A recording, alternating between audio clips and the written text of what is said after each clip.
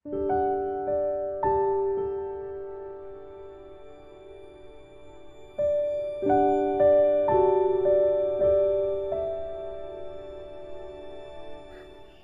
શહેરના પશ્ચિમ વિસ્તારમાં આવેલ ખુશ્બુ પાર્ક નૂર સોસાયટીમાં રહેતા નિસાર અહેમદ મિસ્ત્રીનો નાનો પુત્ર મોહમ્મદ રેહાન સવારે સ્કૂલ જવા નીકળ્યો હતો, જે ભૂલો પડી જતા એબીસી ચોકડી પાસે પહોંચી ગયો હતો।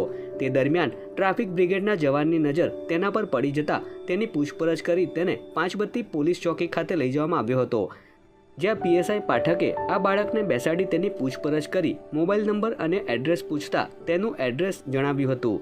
ત્યારબાદ તેના પિતાનો સંપર્ક કરી તેઓને પોલીસ ચોકી પર બોલાવી તેના પિતાને હેમખેમ પરત કર્યો હતો। ખોવાયેલ પુત્રનું મિલન થતાં પિતા નિસાર અહેમદ ભાવુક થઈ ગયા હતા અને પોલીસ તંત્રનો આભાર વ્યક્ત કર્યો હતો।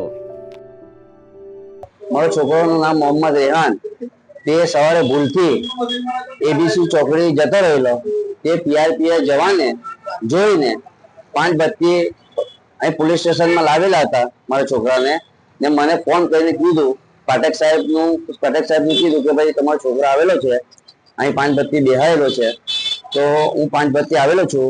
એ લોકોએ મારો છોકરો પરત કરી દીધો છે।